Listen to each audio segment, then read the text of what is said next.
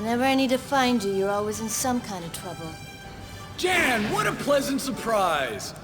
What would you do without me, Kyle? I'd be a content old man. Somehow I don't see content or an old man.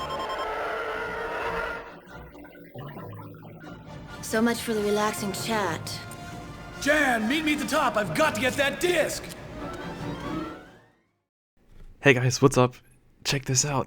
It's the Moldy Crow from Dark Forces in Dark Forces 2, Jedi Knight.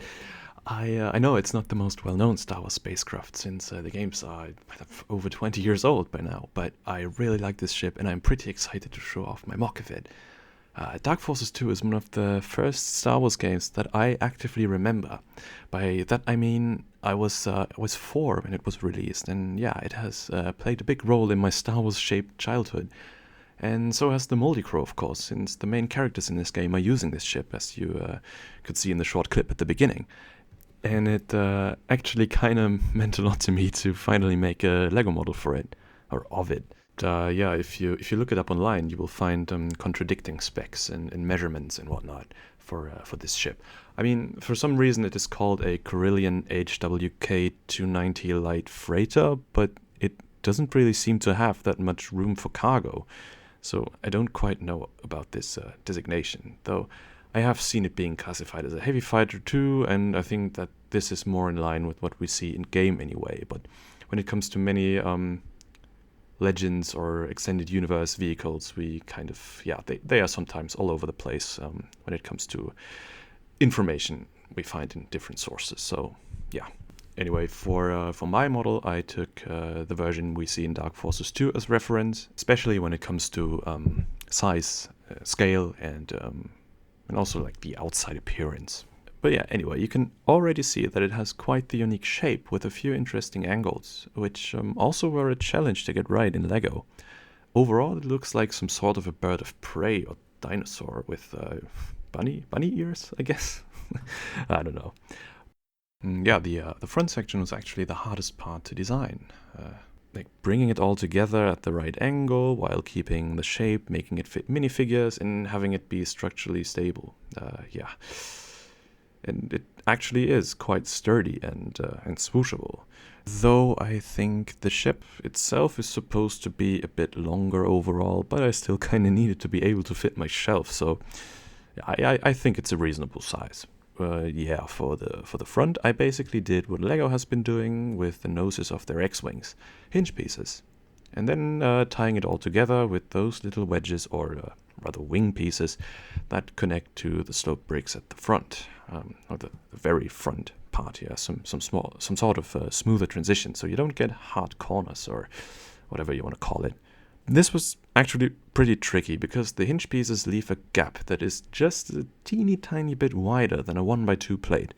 And I tried connecting it anyway, but it would put so much stress on the bricks, or rather the plates down there, that you could see them bend upwards a bit. Well, actually quite a bit, but yeah, I obviously couldn't leave it that way. I still wanted the front to be more stable though. So what I did as a solution was, let me just open the cockpit real quick and get Kyle and Jan out of it. This here, by the way, is the docking airlock hatch thingy, and yeah, the solution was to give the section that is connected to the main body of the ship a 1x2 modified brick with a Technic axle connection point in the middle, and to give the very front section, like where the hinge pieces go straight again, yeah, the nose or beak, such a modified brick as well, and then have it be stabilized by just friction. And it actually works pretty well and gives you the possibility to adjust the front. So if you notice any stress or bending or wobbling, just push or pull a little bit and get into the right position again. I mean, you can see the axle sticking out right here above the targeting computer panel. Well, I mean, not really. It's kind of dark. The lighting is hard to get in there. If you can't see it, or if my weird explanation doesn't help you, wait a second. Essentially, this is what keeps the sloped front more stable. Okay, now that the cockpit is already open, you can see that there is space for 2 minifigures, like it should be, if you want to stay true to the games. 1 seat for Jan Ors and 1 seat for Kyle Katarn. So yeah, she can drop you off for your missions and pick you up, and both seats can actually be used for piloting, but I made the front one also the gunner position, so that's why I gave it this targeting computer slope piece. The windows are here on the sides and on top, but I didn't have a way to make the top actually transparent, so I just put those transclear pieces on the roof to give the impression that there should be a window. Now regarding the overall color scheme, I didn't have enough brown or dark tan colored pieces, so I couldn't really stay completely true to my reference model, but I find that dark bluish gray works really well as a base color. And then I just worked some dark tan and orange and brown and light bluish gray in there. It's supposed to look a bit rugged and used, and I think that I captured that okay-ish with my color scheme. Oh yeah, and I tried to include some of the red markings that the ship has as well, like you can see on the front and also on the back engine parts here. Okay, you get a bit of greebling up top and the radiator ribs or grills at the rear, and yeah, not much going on otherwise. Now the other interesting and a bit tricky part is those engines or engine pods, wings, or fins, or what you want to call these. I find them, interesting since they're kind of angled in an interesting way. Not necessarily the top ones, but the bottom ones. They are tilted downwards, but also slightly towards the back. And the best way to get that right is with ball joints, 2 on each side. It took me quite some time to figure out the exact position, but yeah, it's cool. It looks close enough anyway. Ball joints also have the advantage that they are sturdy but also flexible. So if you move this thing around or bump into things, you won't break off anything that easily.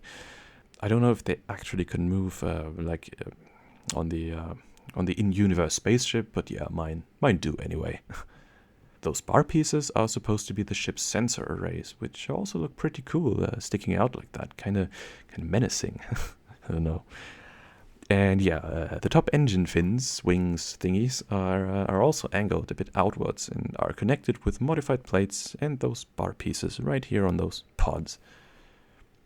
Now I guess those were actually all the relevant and most interesting aspects of this MOC.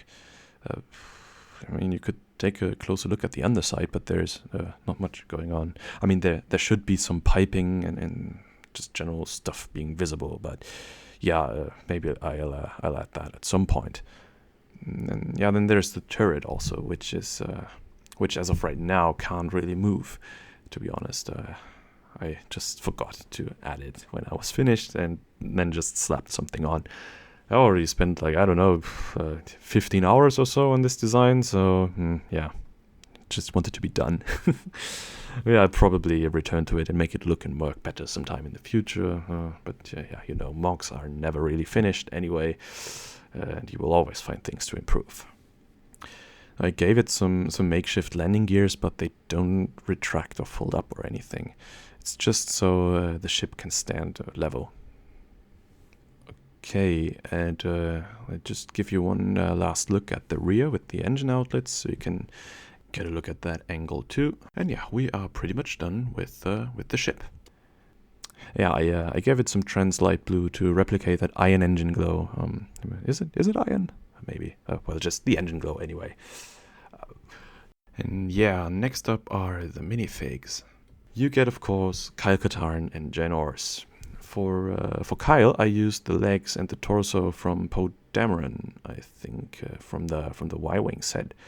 The head is from a Rebel snowtrooper. I think the one of those that came in the weird Hoth attack action set, and the hair is the one that Wu, the barkeeper, also uses.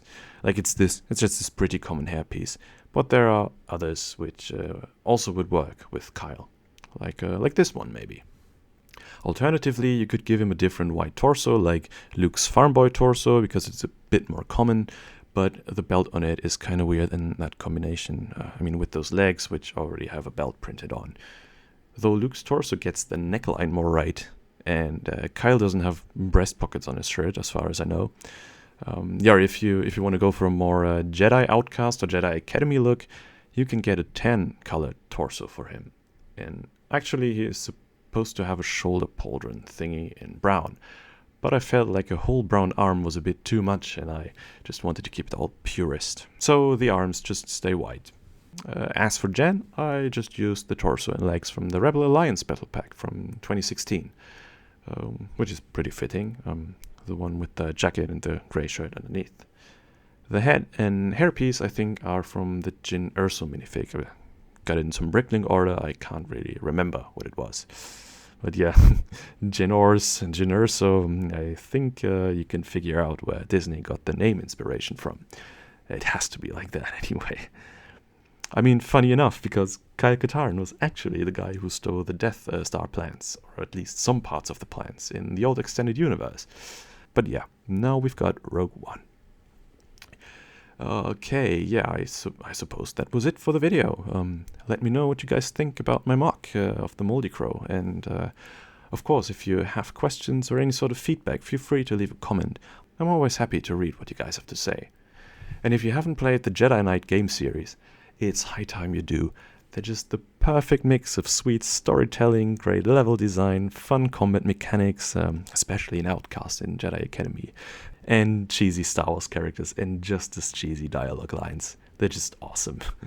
If you don't have that nostalgic emotional connection to the games and don't want to deal with the end of the 90s graphics, then you can always mod the games to look prettier and more modern. Anyway, thank you guys so much for watching, and if you don't want to miss out on all sorts of original LEGO Star Wars content like MOC showcases, building tips, or build tutorials, then don't hesitate to subscribe. It's free, it doesn't have any calories, and it makes my brain release the happy chemicals. Well then, I hope to see you guys on my next video, and bye bye.